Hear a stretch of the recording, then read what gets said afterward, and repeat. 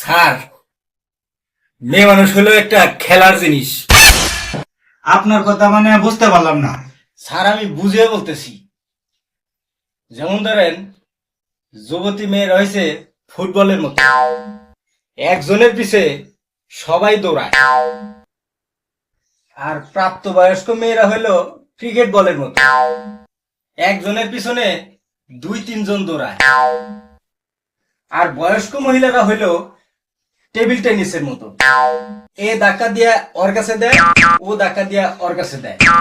যেমন মনে করেন, বর্তমান যুগের সন্তানেরা যেরকম বাবা মা বয়স্ক হয়ে গেলে এক ছেলে ধাক্কা দিয়ে দেয় আরেক ছেলের কাছে, আরেক ছেলে ধাক্কা দিয়ে দেয় আরেক ছেলে।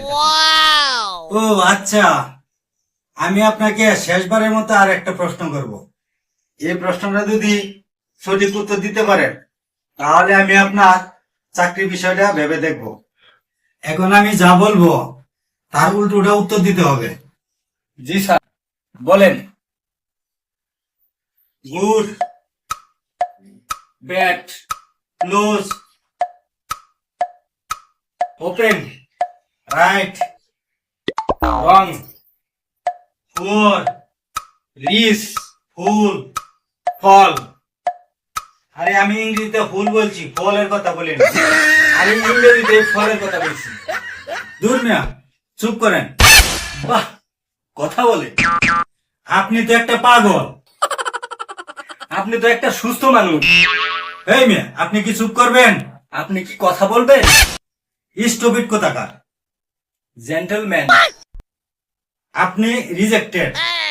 Yes, I am selected. এই, তোরা কি আছিস? তাড়াতাড়ি ওরা বার করতো রুম থেকে বার। আর রাখেন মিয়া, আমগরে এইভাবে বাইর করা লাগে না। আমরা লাং করার লোক।